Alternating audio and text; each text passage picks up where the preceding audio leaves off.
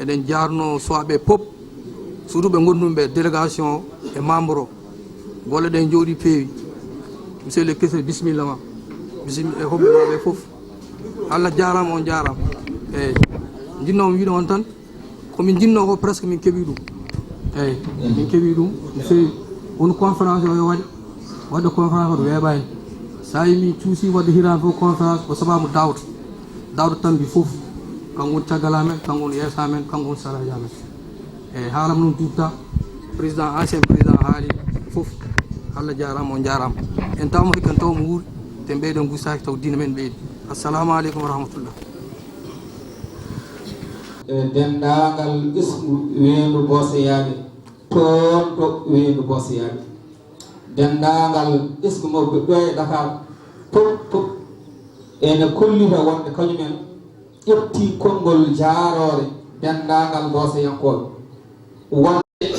aɓe jaarno dendagal golle ɗe golloton hay goto humpani ismu wendu boseyaɓe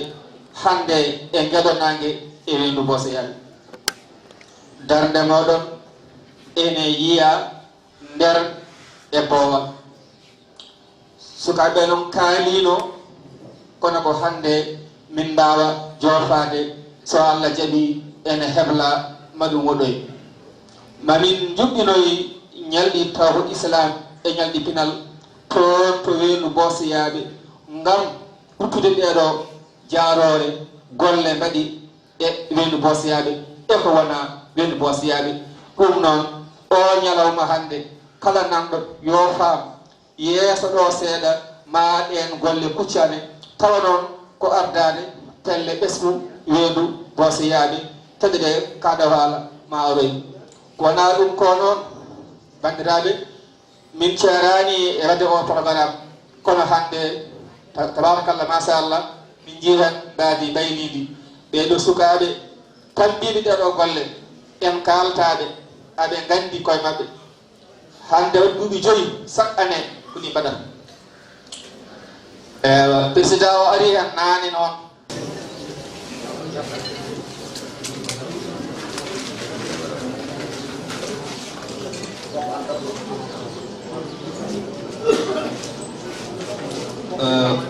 tabarakallah masallah oɗon décoration mo jiya toon ko fedde wendu boseyaɓe ARW e gardugol président Amadou Ndaw wondude biri muɗum assemblée nationale ɗum noon gorko diallo o président Ansi Oumar Dioum ɓe tawtata programme o e Abdoullahi Tambodou wondude Safikago e dendagal ARW fof tawa programme o joni noon gorko diallo tottirde ser haadiye oɗo ede haadiye o noon koɓe belti aɓe belti dendagal kala ko namdano e conférence he a waɗi ha ɓurti ɗum noon o décoration o juma mo jiita o defna ɓuura ɓe bettinma ko ñalawma diine ɗon saaha nene mbawa wetade hen bismide ko diallo itin décoration alhamdulillahi rabbil alamin en jetti Allah tabarakallah machallah en jetti Allah ɗum ɗo ko fedde men fedde wendu boseyaɓe ɗo Dakar yiɓini oɗo programme gonga noon waɗi kesiri pinal yahane waylo hande noon mbadi waylima e ngal ɗo jaɓɓal eɗen mbiya yo Allah junnu goɗɗo ɗe ha ɓuura ɗo henna bandiraɓe hada assalamu aleykum bisimillah seydi Dia machallah barakallah assalamu aleykum bandiraɓe julɓe waaleykum salam on calminama goto foof inde mum e yettode tawi ko calminali needi calminali l'islam en jetti Allah en juuli e nelaɗo en jetti jinnaɓe men en jetti sababuji nde taw noon kala ko yettani sababu yettata Allah jaɓa ceerno Abdoulaye Tambadou min beltima sikki ala mataw kadi ko ñagueteno Allah ko ɗum ten daña caggal noon salminde bandiraɓe ɓe e ñagade yafuya ƴettude ɗo konngol e dow jinnaɓe mum e dow mooɓe mum eɗen calmina honorable député monsieur Daouda Dia a salminama a juurama a ñaganama Allah kadi balɗe juuɗe e battane moƴƴe e min calmini Hawa Dia min joguima kadi beelamma yiidemo ɗo e ñalawma o nde tawno ñalawma ko ñalawma makko ko ñalawmede boosiyaɓe sikki ala mo limi kala juuma en calmini dendagal bandiraɓe debbo e gorko suka e mawɗo e min neldi salminago kadi mawɗo amen baɗɗo min tette kolluɗo min laawol ha ñalawma hannde o wawi yettade holi on madame Kadia Mbengue Kadia Harouna Mbengue ko adi fof min ñagonoma Allah balɗe juuɗe e battane moƴƴe Allah waɗa ɗum umra jaɓaɗo Allah hokke en wattunimo wuuri dendagal janoɗo yo Allah nawtu ɗum kala mo yahani yo Allah hokku ɗum juuroyade e nelaɗo Allah sallllahu alayhi wa sallam en ñaguima kadi Allah moƴƴere nde Allah waɗanta en ni kala saaha nde wonnoon ko hunde moƴƴere mi salmini dendagal fedde weyndu Boysiyaɓe naaɓe e kuuɓal rewɓe debbo e gorko suka e mawɓe e gardugol Kadia Harouna Mbengue kamɓe fof kadi ɓe dutti salminago premier questeur Daouda Dia amin ñagonoma Allah balɗe juuɗe e battane moƴƴe nde taw noon foof ko an worɓe ɓe kaali kadi hayso haalaka ene anda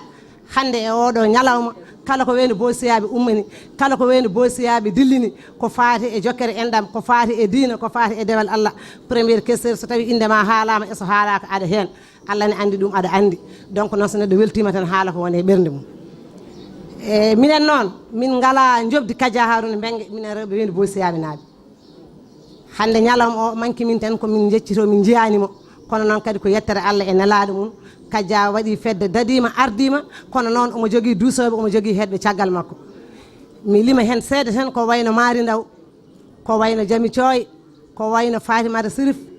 ko wayno Hadja Mayram Dia eko nandi hen ko wayno Hadja Aissata Ba ko jinnaɗo amen nanɗo e kamɓe tan eɓe jona lomtade heddiɓe hasmi haalani neɗɗo e neɗɗo emin jetta Allah e nelaɗo mum amin jettan on Allah onon ardiɓe minɓe nde tawno rewɓe ne famdi doole mbawa wadde hay hunde ko worɓe tawaka ko onon cuusni min onon kolli min laawol kadi ko onon teddini min foof noon ko yettude Allah e nelaɗo mum e hawrude men yimɓe ne jeyde e wuuro ne jiiɗi yumma e baba so tawi yidde ala ɗon kawraɗa ɗon hunde Allah ko wawi wonde so yimɓe ndendani kawrani jindirani Allah ko mbawi wadde goto emin ñaago Allah noon kadi emin ñaago on dowuji barke jinnaɓe e seereɓe moƴƴuɓe nde Allah hokkude en teddugal ɓurgal ko Allah rokki en ko nde wonno ɗum ɗo ko teddugal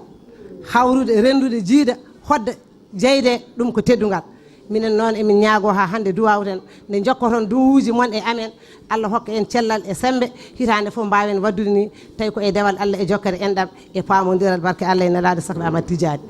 mi hanna ɗo haala ka mbeɗe welti hande ha ko ɓuuri ala emin ñaago on foof noon ndenden duwonoɗen président amen nde Allah artirta ɗum e jaam hamin jaɓɓomo nomin dusirimo e jaam Kadia Harouna min ngala jobdi mum min ngala gable mum ko manki hande tan ko wasde min yiidema ɗo kono kadi yettere Allah omo jogui lomto foof tabarikallah machallah rewi lawol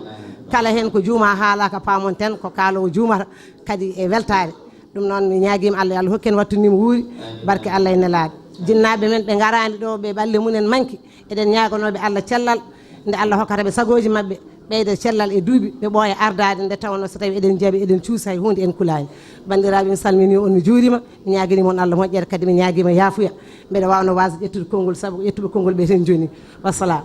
أعوذ بالله من الشيطان الرجيم بسم الله الرحمن الرحيم الحمد لله رب العالمين الرحمن الرحيم ملك يوم الدين إياك نعبد وإياك نستعين اهدنا الصراط المستقيم صراط الذين أنعمت عليهم غير المغضوب عليهم ولا الضالين bandiraɓe wendu Boosiyaɓe e ko wona wendu Boosiyaɓe fo min calmini on min juurima on min beltanima on min ñaganima en alkalla moƴƴere kala ɗo gonɗen e ɗo gonirɗen yo moƴƴere Allah wone men wona e kala julɗo dewowo Allah jokkowo en ɗam en ngari ɗo hande wurtinde l'islam en ngari kadi wurtinde kadi enɗam en ngari kadi yiitodirde e koye meɗen e ko ndenduɗen ko eywa julɗo so noddama e ɗum ɗo so wona gantu arat so gantu waɗi noon gantu kadi koye yimɓe wondi eyyi mawɓe wiyaɓe ɗo garani ɓe hono mawni amen ceerno Ahmad e ceerno Moussa e heddiɓe woɗɓe ɓe en jiyani te en mbawa limde ɓe eɓe keewi eywa ɗum ɗo ene waɗeteno hitande foof ɗiɗo duuɓi 5 Allah addi noon eywa rafi e nder ɗiɗo duuɓi 2 yimɓe mbayrodiri e majjum e nder majjum Allah e bawɗe muɗum kadi ittani en ɗum ɗon kadi eɗen jettira ɗum Allah wota Allah artir hono ko ɗum e ko nande ɗum yo Allah waɗane en jaam kala ɗo mbawɗen wonde eno gonirɗen eywa arama ha ɗo noon eywa kamɓe fof ɓe ngari ha galle ɓe ngari teddinirde en comme no ɓe gardi e galleji keddiɗi ɗi fof ɓe kaali hono ceerno dawda dia ko kañum waɗi financement o te wona ngol ɗo tan gila nde ɗum immina ha faade hannde junngo makko ene nder e bawal fof eywa sukaaɓe boosiyankoɓe ne goto fof darima hen darde muɗum goto fof waɗi hunde nde ko hunde mum waɗi hunde nde kadi ko kañum jeeyi ɗum ɗo ndeɗo jonde holliri ɗum eywa ɗum noon eɗen jetta allah eɗen jettana en kali ardiɓe allah kala ɓe allah newnani dañal yo allah fandinan ɗumen kala e meɗen jannguɗo ene heeɓi gandal ngal yo allah nurɗin gandal mum kala kadi ɗeɗo gueɗe ɗiɗi mo allah tawa rubla en ɗum yo allah lubru ɗum allah ne jogui ɗum ne wawi addude so addani e muɗum adda e ɓesgu mum gati aduna ko jokka jokki tan wonko yiyeteɗo yiyetenoko wonko yiyaɗo kadi ene yiyeteno eywa tilkal ayyamu nuddawiɗo ha baynannasi eyyi ɗum ɗon noon min calmini on min juurima on min beltanima en enen foof yen battuni kadi mo wuuri kala ko ndewɗen ɗo en e moƴƴere yo allah jaɓan en kala ko taatiɗen hen yo allah yaafo en o yaaforo en sabu nelaɗo allah sallllahu alayhi wa sallam allahumma salli ala seydina muhammadi wa sallim. alhamdulillahi rabbil alamin wassalatu wassalamu ala mawlana rasulullahi sallallahu alayhi wa sallam wa rahimallahu ashab rasulillahi sallallahu alayhi wa sallam waqad laaqu kullu mararatin harra liyasila dinillahi ila kullu bugatin wa arwah هم شهدوا بدرا وخيبر بعدها ويوم هنين والدماء تسبب أكرم بقوم رسول الله شيعتهم إذا تفرقت الأهواء والشيع فإنهم أفضل الأحياء كلهم إن جد بالناس جد القول أو سمعوا ورحم الله عن خاتم الأولياء بإجماع الأولياء ساق السقاية لأهد النيابة سيدنا ومولانا أحمد بن محمد التجاني ممد وغير مستمد ومن يقس أميرا بمأمور عليه غداء تظاهر فيه الجد والجد مظهر لرب إله الحمد نعم ولاو ورحم الله عن جميع خلفاء ومقدمه bandiraɓe assalamu aleykum wa rahmatullahi taala wa barakatuhu. wa aleykum assalam wa rahmatullahi taala wa barakatuhu. caggal wiide en alhamdulillahi rabbil alamina caggal yettude allah e julde nelaɗo allah sallllahu alayhi wa sallam en calmini hen en juurima hen taniraɓe nelaɗo o sallllahu alayhi wa sallam ɓe ganduɗa ko ɓen allah wino innama yuridullahu li yudhiba ankum rijsa ahlal beyti wa yudahirakum tadhira ɓe ganduɗa ko allah itti soɓɓe mabɓe allah itti tuundi mabɓe kadi ko allah e hoore mum waɗiri junngo mum laɓɓiniɓe ha laaɓi o haala ɗum nelaɗo sallllahu alayhi wa sallam e tumande nelaɗo sallllahu alayhi wa sallam noddi seydina aliyu o noddi seydatna fatimata o noddi alhasan e alhuseyni kamɓe goni sibaba ahlul janna ndeɓe o rendiniɓe kam fof e on saaha omo jogui wuddere ɓaleere o suddini kam fof goni less wuddere he e on saaha oɗa e jippe makko innama yuridullahu li yudhiba ankum rijsa ahlal bayt wa yudahirakum tadhira wadde nen sikki ala so tawi eɗen puɗɗo en yettude allah e julde nelaɗo sallllahu alih wa sallam alay saago kadi calminen juuroɗen gardinen hen taniraɓe nelaɗo sallllahu alayhi wa sallam nelaɗo sallah sallam ino taraktu fikum amrayni ma in tamassakahuma lan tadillu baadi ɓe mbi hoɗum o wi kitaballahi wa itrati hadis goɗɗo addu e kitaballahi wa sunnati o wi mboɗo ɗalda on gueɗe ɗiɗi so tawi on nangi e majji ha tiiɗi on majjata caggalam ha abada ɓe mbi hoɗum o wi deftere allah ndeɗo e taniraɓam ɓe walla ƴiƴamam ɗam walla deftere allah ndeɗo e sunnamo ɗum noon caggal nde calmiɗen sarifaɓe kadi en calmini jinnaɓe men wonɓe ɗo mawniraɓe ene hen jinnaɓe ene hen ɓe ganduɗa ɓe allah hokkude men teddugal aduna taw ko teddugal diinayankewal e ɓe ganduɗa ɓe allah hokkude men teddugal aduna taw ko teddugal kadi ngal ganduɗa aadayankewal won noon ko ɗeɗo gueɗe ɗi ndendi aduna rendi aduna ko diina e aada addina wal haya walla al woni addina wa siyasa ko mbiyata ko diina e politique ko ɗeɗo geɗe ɗiɗi ndendi aduna ɗum fuɗɗi ko gila nelaɗo sallallahu alaihi wasallam walla ko adi ɗum noon en rewde e inde he mataw jarani sabu ene jogui représentateur en nanɗo henna ko ɓen jogui ɗiɗon programme uji enen nela ɗen ko yo wot ko jewtuɗen seeɗa fodde ko ganduɗen e hakkude woni hakkude ɓiɗɗo e jinnaɗo mum e hakkude kadi jinnaɗo e ɓiyum taw kadi itta koye kitabe e sunna e on saaha taw ittete koye deftere he nde woni deftere qur'anu karim nde taw ittete koye sunna nelaɗo sallallah alih w sallam taw kadi itta koye ijmaul ulama woni ha joni e on saaha dendal anduɓe e on saaha ndendi jaɓodiri e ndeɗon hunde on noon nelaɗo sallah sallam o wino o wino yon teddinmo teddinon leñol ngol kono noon kadi teddinon anduɓe wonɓe caggal makko sabu wino ala ulama warasatul anbiya anduɓe kamɓe lomto annabaɓe ɓe ɗum noon o wiyon teddin anduɓe e caggal salminde fof e juurade en calmini kesir assemblée national hono Alaji Daouda Dia en calmini ceerno Abdoulaye Tambourou ngo ganduɗa ko kañum woni gardi to banggue woni religieuse ga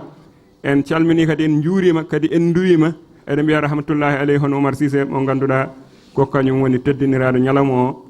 gam siftorde ɗum e oɗo ñalawma moƴƴo ñalawma tedduɗo malaɗo ñalawma gonɗo e balɗe sappo cakkitiɗe e korka de nana sallallah alih w sallam wino ko ittude ɗum minan nar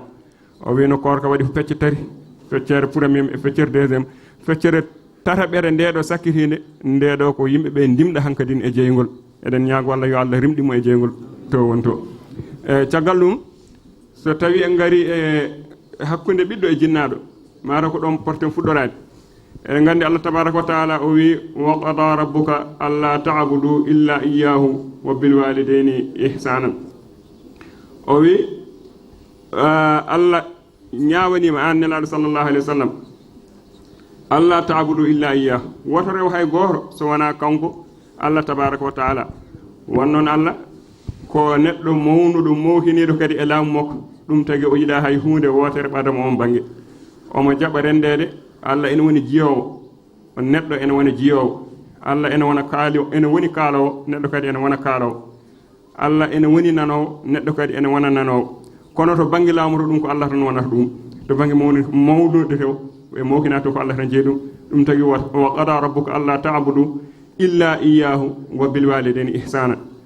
ay nde Allah wi an nelaɗo sallallahu alaihi wasallam Allah ñawanima woto rew hay hunde illa iyyahu sona kanko Allah o wi kono noon wa bil walidayni ihsanan kono noon nde moƴƴan jinnaɓe ma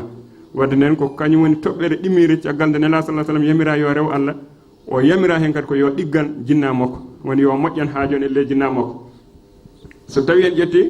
e on saaha walla ma su ila nabi alayhi salatu wassalam an ahabbil a'mali ila allahi taala ajaba bi qawlihi as-salatu ala waqtiha summa qala qala summa birrul walidayni summa qala qala al jihadu fi sabilillah nala sallallahu alaihi wasallam o namnama holko ɓuri moƴƴude e golle faade to Allah hol gollal ɓurgal moƴƴude ngal ganduɗa so tawi neɗɗo golli ɗum gollal ngal ene yettinamo Allah kawnela sallallahu alaihi wasallam o wi ko juulde e waktu mum juulde o juula juulde nde e waktu mayre nde yonti nde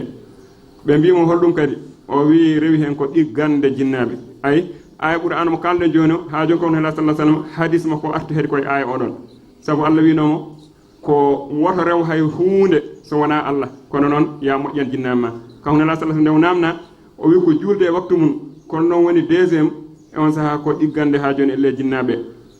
wa hada yadullu ala azimi haqqihima wa wujubi birrihima wal ihsani ilayhima sababu tumnade e ngolɗo konngol nelaɗo sallallahu alaihi wasallam ko ɗum tagi ene waɗɗi e on saaha teddindeɓe ene waɗɗi mawnindeɓe ene waɗɗi kadi ha joni elle ɗiggandeɓe ene waɗɗi kadi moƴƴandeɓe ɗatul walidayni fi ghayril ma'siyah haɓe ɗofte noon kono noon ɓe ɗoftere kadi koye taw wona e goto woni awjaballahu taala على المسلم طاعة والديه في غير معصية الله تعالى ولا في غير معصيته تعالى وهذه الطاعة واجبة حتى وإن كان كافرين ene waɗɗi ɓiɗɗo jibinaɗo teddindemo jinnaɗo walla teddindemo jinnaɓe ɓe ene waɗɗimo kadi ɗoftade ɓe hayso noon tawi koɓe hefereɓe hayso tawi koɓe heefereɓe gona julɓe ene waɗɗimo teddindeɓe ene waɗɗimo ɗoftadeɓe ene waɗɗimo mawnindeɓe so wona noon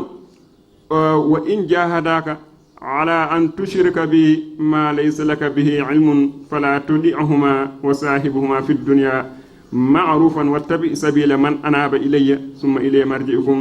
fa unabbi'ukum bima kuntum ta'malun. Allah wi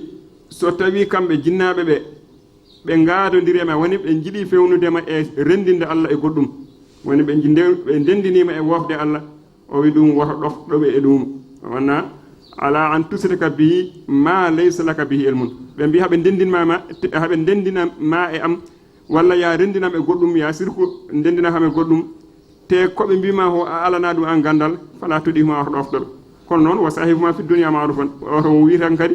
ɓaara ɓe mbi ya wof Allah walla ya accu Allah tan hankadi kadi aɗa urnoɓe wi ala woto ɗoftoɓe e ngol ɗon konngol kono wondu e maɓɓe e nder aduna he kadi taw gondigal moƴƴal. Allah tabaraka wa taala o wi wattabi sabila man anaba ilayya o wi rew laawol on mo ganduɗa dottiɗo faade e am rew e laawol oɗon summa ilay marjikum sabu noon fof koto am ɗo woni ruttorde mon fa unabbikum bima kuntum ta'maluna e on saaha mi habra on ko ganduɗa oɗon ganduno ɗum e on saaha kadi mi habra on ɗum. wa qala nabi alayhi salatu wassalam la da'ata fi ma'siyati llahi innama da'atu fil ma'ruf nelaɗo sallllahu alayhi wa sallam wi ɗoftare ala to wonno goofol ɗoftare kay woni ha joni elle koye hunde andande koye hunde woni daguide hunde ha joni elle moƴƴude wadde nden jinnaɓe fof e teddinede jinnaɓe fof e mawnede jinnaɓe fof e yurmede kamɓe fof e hokkede hurum ɓe potani kam ɗoftede e ɗofɗugol ngol ganduɗa haɓe mbima hen ya woof Allah so tawi jinnaɗo ma wiya woof Allah wota jaabon konngol ƴaggudu kon ƴew funtudemo ha ndeña ɓerde makko e on saaha mbasa wadde ko wi ko wan noon o su'ila al-Hasanul Basri an ta'rifihi li birril walidain fa qala an yabdhula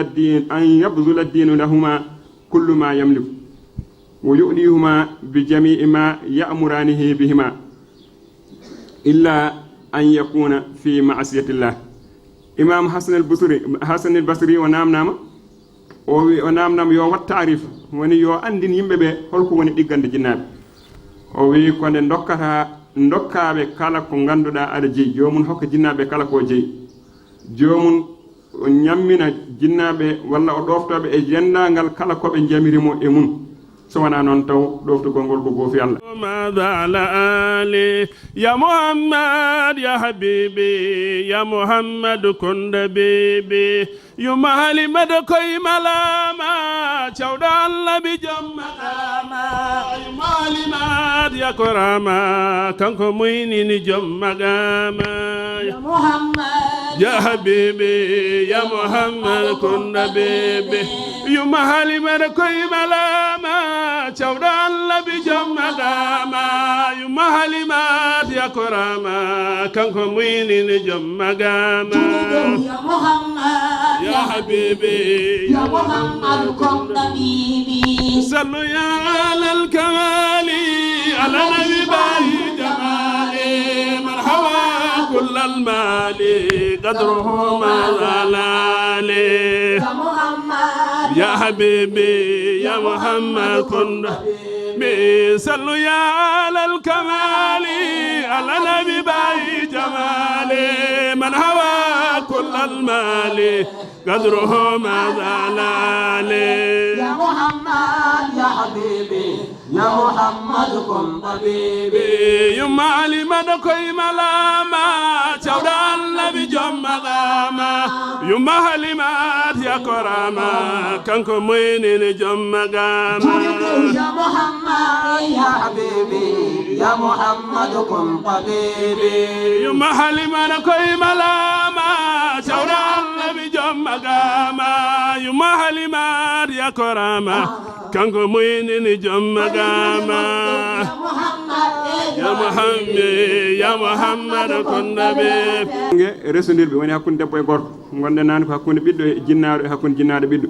jubbindo seeɗa ɓa saaha ɓoydima fadde o wi awjabal islami ala zawji huquqan tijahi zawjatihi wa kadal aksu wa min alhuquqi alwajibati ma huwa mustarikum bayna zawjayn. L'islam waɗini e gorko haqqeji ɗi ganduɗa omo huccina e majji joom suudu makko. Ko noonne kadi benjidi Allah kadi waɗɗini e debbo mo ganduɗa haqqeji ɗi ganduɗa haqqeji baɗɗiɗi ɗi ganduɗa dendoji hakkude resodorɓe ɗiɗo. O wi awalan huququ zawjati al khassati biha. En jogi ganduɗa ɗum ɗo ko haqqeji rewɓe kamɓe tan jeeyi kamɓe kerri ɗum. En jogi ganduɗa haqqe oɗo ko haqqe gorko e debbo ndendi ɗum. En jogi haqqe mo ganduɗa oɗo ko haqqe o ko gorko kadi jeeyi ɗum. Li zawjati ala zawjiha huququn maliyatun wa hiya al mahru wan nafaqati was sukna. Ko debbo ene jogii e gorko mun haqqe woni haqqe holon ko gorko o ko haqqe ganduɗa haqqe jawdiyankewo woni holɗum debbo sene resa gorko walla gorko so tawi ene resa debbo fof safalɓe ene mbiya noon mbiya debbo ene resa mbiya gorko ene resa so tawi gorko ene resa debbo ene waɗɗi e gorko he wadde teŋe so tawi gorko resi debbo ene waɗɗi e gorko he nafɓude debbo o so tawi gorko resi debbo bandiraɓe on gonni programme mon de ha buñ on bonni to onon kaldete ene fof kala onon jiyo temme koko temmoɗon kedde seeɗa golle boni ha buñ o moƴƴino moƴƴi no bonni bandiraɓe maro gorko ha fuɗɗi waɗdu sen o wi ene jogui haqqe mo ganduɗa debbo ene jeeyi ɗum e gorko mum woni holɗum ko haqqe jawdiyankewo woni teŋe dewgal sellata taw teŋe garani gueɗal gongal ngal wiyete ko nafaq woni nafɓude debbo o sellata o resa debbo o taw o wawa nafɓude ɗum o sukkuna kadi e hoɗorde sellata o resa debbo o taw o wawa honnude debbo o wo huquqi gayri maliyatin ɗiɗo woni haqqeji ɗi ganduɗa taw ko haqqeji namniɗi jawdi en jogui haqqeji ɗi ganduɗa kadi ɗi namnaki jawdi woni holɗum kala adli fil qasmi bayna zawjati wal muashirati bil ma'rufi wa adami al idrari bi zawjati haqqe goɗɗo ko fondude wonande nawlirɗo joguiɗo rewɓe ɗiɗo walla tata walla nayo o fondaɓe haaɓe pota woni holɗum to banggue wurde e mabɓe gurdam gandaɗam laaɓɗam e wasa kadi lorde hay goto mabɓe sababude goɗɗo o wadde nden so tawi o resi rewɓe o foti ko fondudeɓe hay so tawi saria ene yaññiɗo seeɗa celen seeɗa tan saria wiyata e wuuro ngo e wonɓe ha to Fouta min calminiɓe tawɗen ɗo ɓe foof e alhamdulillah minenne kadi min gari tan ko rennude e mon ñalawma o saabu jeeyede hen min bosiyaɓe ko wuuro amen ko wuuro momin jiiɗi wuuro momin jiiɗa ko wuuro momin goodi kala toon nde bosiyaɓe noddi somin tini min garat ɗum tan addi min guila ceerno Alhassane Tambadou woni malal habrimi ñalawma o ko ɓitti ɓiɗi fof min gara min jooɗoto e mon min tawe beelemma o min denna e mon ndeɗo weltare ɗum woni ko addi min taala wa barakatuh. wa aleykum assalam wa rahmatullahi taala wa barakatuh. min calmini on min juurima min ñaguima duwaw kadi min doyima ko yettere Allah tan no feewi nde wonno kala ko neɗɗo dañi yo yettu Allah hamin jetta Allah no feewi no feewi hamin jetta kadi dental ngal hamin jetta kadi sababu dental ngal Daouda Dia nde wonno fular ne haala ñiiwa wiyete ko yo Allah hokke juutde balɗe kono so tawi ñiiwa juuti balɗe tan e on sahaa fof dañata Daouda hamin jettanma Allah no feewi sibu kala ko daña e fedde Dakar ko an woni sababu aɗa wawno wawde mbasa wadde neɗɗo hewɓe ne mbawi mbawa a waɗani kono mbawa mbaɗa ene satti mbaɗanɗa noon ko hoorema nde wonno eɗen jetta Allah no feewi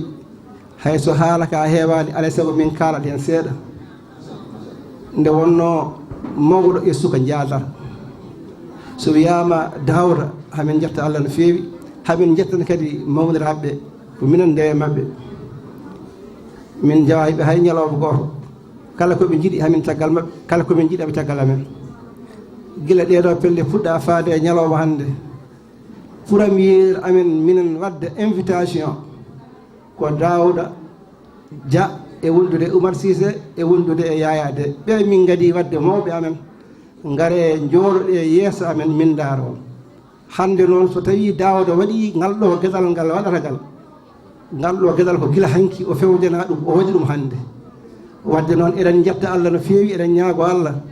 yo Allah reen mo nder e boowal yo Allah reen ko takkimo e ko taarimo. Assalamu aleykum bandiraɓe,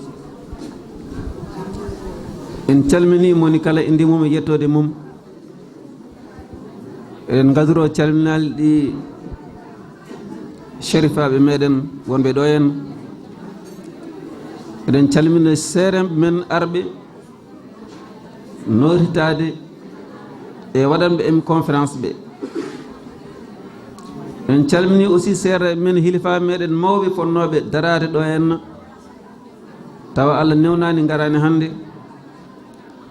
ko wayno ceerno Amadou Dia,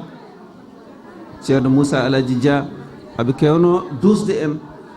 hikka ɓe garani, eɗen calmina ɓe. mballe ko on jafoɗeɓe ko haale ñippe haade ñippe ɗum ko bonde golle men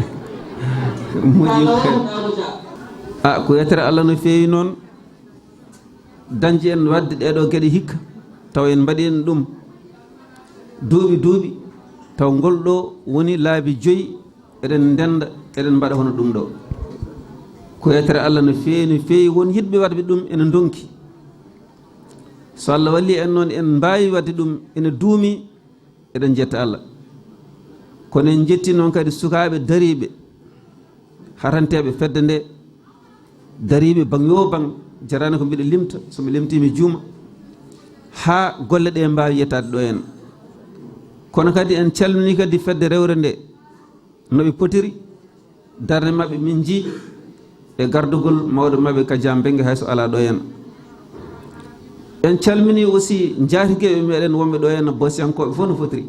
sukaɓe ɓe e mawɓe ɓe fof. en jii sukaɓe ko jaatigueɓe, eɗen jogui mawɓe ko jaatigueɓe, eɗen jaatigue Dakar wona hunde wemde. kono min calminiɓe, min jarmaɓe kadi e golle ɓe gollanta weedu bosiyaɓe. e ko yettere Allah ko mawni dañƴen woni holɗum, Allah ne walli wuuro ngo eɗen jogui martaba ɓooyɗo yo Allah ɓoyno ɗum yo juut. woni holɗum, diina ñibde e wuuro ngo wona hande fuɗɗi, guila e ceerno Boubou Konté, guila e ceerno El Hadji Oumar Dia, ha ko telli ɗum ceerno Adama Boubou Konté en, ceerno Seydou Boubou Konté en, ha ko telli ɗum ɗon ceerno Daoudou Oumar Dia en, ceerno Samba Aliou Dia en,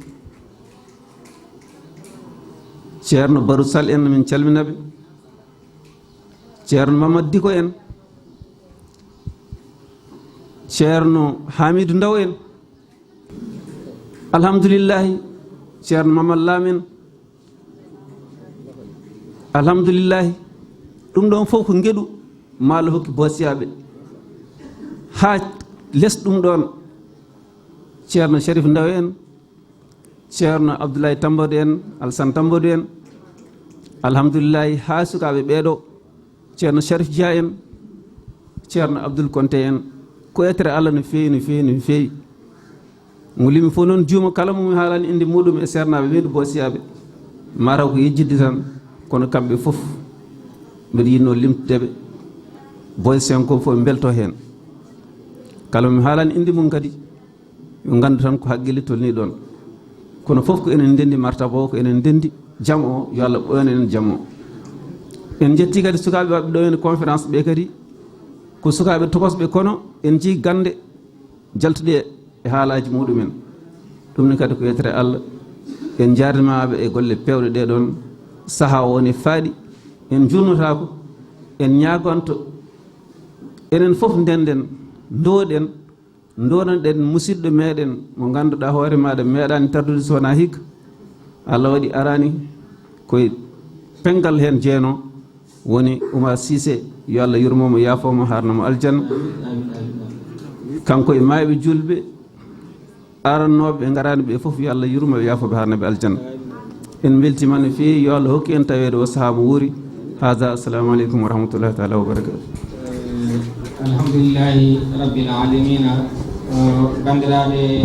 ene wayno golle ɗe timmi, en jetti Allah tabarakallah conférence o rewi lawol gila nde fuɗɗi hawtimiɗo eɗen ñaago Allah kadi ɓe batunimo woni en jarnima ismu weedo bosiyaɓe e diaspora en jarnima toon to weedo bosiyaɓe gilay almameɓe ha e jomori en fof en jarnima tabarakallah machallah ala ko heddi joni so wona dokken Sharif Ousmane o waɗa duwaw tan yimɓeɓe caako wonɓe yo en gatonimo wori hada assalamu aleykum بين أيديهم وما خلفهم ولا يحيطون بشيء من علمه إلا بما شاء وسع كرسيه السماوات والأرض ولا يؤوده علينا يا مولانا إنك أنت التواب الرحيم ربنا آتنا من لدنك رحمة وهيئ لنا من أمرنا رشدا اللهم اصلح أمورنا وأمور جميع المسلمين واقض حوائجنا وحوائج جميع المسلمين واشف مرضانا وجميع مرضى المسلمين وارحم موتانا وجميع موتى المسلمين اللهم لا تدع لنا ذنبا إلا غفرته ولا مرضا إلا شفيته ولا فقيرا إلا أغنيته ولا ضالا الحق والهادي إلى صراطك المستقيم وعلى آله حق قدره ومقداره العظيم إن الله وملائكته يصلون على النبي الذين آمنوا صلوا عليه وسلموا تسليما صلى الله تعالى عليه وعلى آله وصحبه وسلم تسليما سبحان ربك رب العزة عما يصفون وسلام على المرسلين والحمد لله رب العالمين.